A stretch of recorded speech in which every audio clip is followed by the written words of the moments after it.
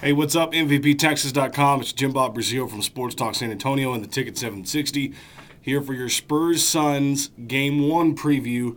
Spurs-Suns night, probably going to be a late tip Central Time anyway, like 9:30, 9:45, depending on the early game and how long it goes. As you can see, I'm decked out in Spurs gear. But that doesn't mean I feel extremely confident. Let me rephrase that. I'm confident.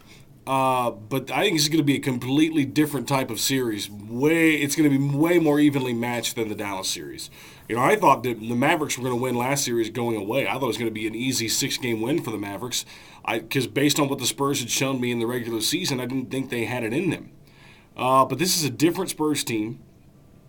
And they might, in a weird way, all the injuries they suffered actually worked to their benefit. They weren't healthy for most of the season, and it ended up with them in the 7th seed. But now they're facing teams for the first time completely healthy, and they're peaking in the playoffs, and that's a great thing for the Spurs.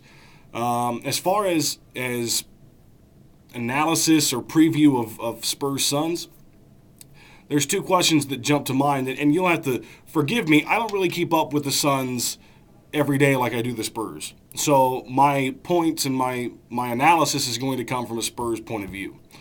When you're dealing with the Phoenix Suns, you have to ask yourself, number one, does the old playoff Amari show up? And by playoff Amari Stoudemire, I mean the Amari Stoudemire who gets in foul trouble, who loses his head, who scores a lot of points but is ineffective. It's one thing to score 30 points a night.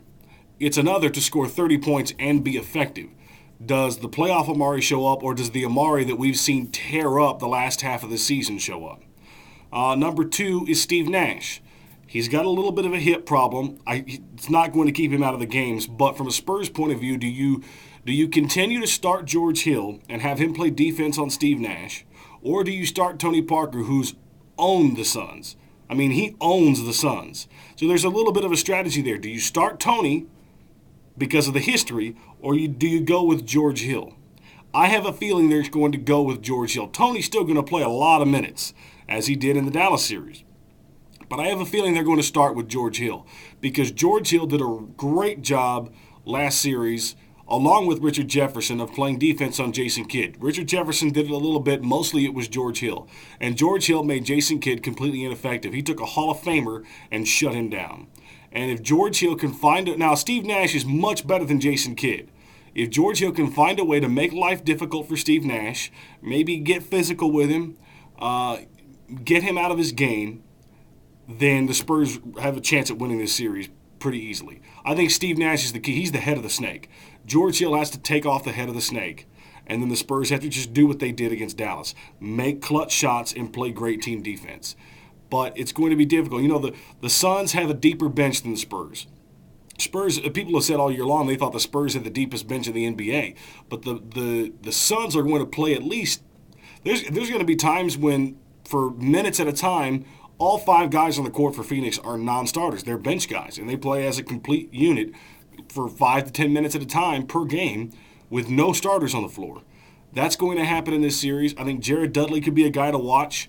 I have this feeling that Jason Richardson, for as good as he's been all season, I have a feeling he's going to be ineffective this series for whatever reason. I think Richard Jefferson can play good defense, and he'll play it on Jason Richardson. If you're looking for a preview, I say Spurs in 7.